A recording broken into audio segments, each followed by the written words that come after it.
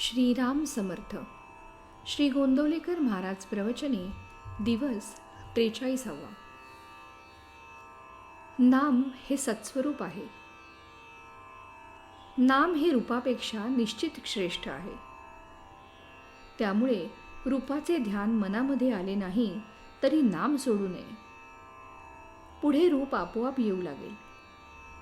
रूप हे जड आणि दृश्य असल्यामुळे उत्पत्ती, स्थिती आणि विनाश, वाढ होणे आणि घटणे, जागा व्यापणे आणि जागा बदलणे, कालमानाने फरक पडणे इत्यादी बंधने त्याला असतात. पण नाम हे दृश्याच्या पलीकडे आणि सूक्ष्म असल्यामुळे त्याला उत्पत्ती आणि विनाश, वाढ आणि घट, देशकाल निमित्ताच्या मर्यादा इत्यादी कोणतेही विकार नाहीत. नाम हे सत्स्वरूप आहे.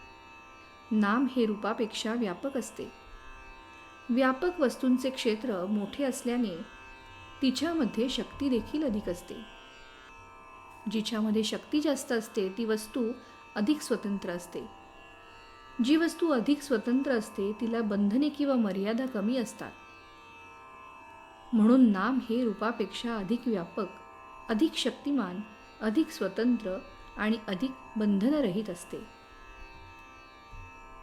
आपली ज्ञानक्रिया कशी चालते ते पाहू. आपण एका टेकडीवर उभे राहून सृष्टी सौंदर्य पाहिले. त्या पाहण्यात कोणकोणत्या क्रिया होतात पहा. प्रथम डोळ्यांमधून प्रकाश किरणे आत गेली. बाह्य पदार्थांचे मनुष्याला ज्ञान व्हायला इंद्रिये हे पहिले साधन आहे. इंद्रियांमधून आत आलेले संस्कार एकत्र करून मन त्यांना वस्तुरूप देते. वस्तुस्वरूप तयार झाल्यावर बुद्धी सारासार विचार करून त्या वस्तूचे यथार्थ ज्ञान आपल्याला करून देते.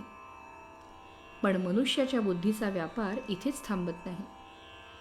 टेकडीवरून आजूबाजूला पाहत असताना झाडे, वेली, घरे, बागा, माणसे, पक्षी, पाण्याचे तलाव इत्यादी सर्व वस्तूंचे ज्ञान झाल्यावर पुन्हा त्यांचे एकीकरण होऊन ही सृष्टीची शोभा आहे असे ज्ञान आपल्याला होते. म्हणजे अनेकात एकत्व शोधणे हेच मानवी ज्ञानाचे लक्षण आहे. या जगामध्ये कितीतरी वैचित्र्य आढळते. नाना तऱ्हेचे दगड, नाना तऱ्हेचे किडे, नाना प्रकारचे पक्षी, प्राणी या सर्वांची नावे जरी भिन्न असली तरी त्या सर्वांमध्ये असणेपणाचा गुण आहे. म्हणजे सजीव प्राणी झाला तरी तो आहे आणि निर्जीव वस्तू झाली तरी तीही आहे. एवढेच काय, पण आनंदाला सुद्धा आहेपणाचा गुण आहे. या असणेपणाच्या गुणाला नाम असे म्हणतात. यालाच ओंकार असे म्हणतात. ओंकारातून सर्व सृष्टी उगम पावली. ओंकार हे परमात्म्याचेच स्वरूप आहे. अर्थात नाम म्हणजे सत होय. म्हणूनच नाम हे सृष्टीच्या आरंभी होते. ते सध्या आहेच आणि सृष्टीचा लय झाला तरी ते शिल्लक राहणारच. नाम म्हणजे ईश्वर होय. नामातून अनंत रूपे उत्पन्न होतात आणि अखेर त्यामध्येच ती लीन होतात. रूप हे नामाहून निराळे राहू शकत नाही. नाम हे रूपाला व्यापून पुन्हा शिल्लक उरते. तात्पर्य: नाम हे शाश्वत आहे.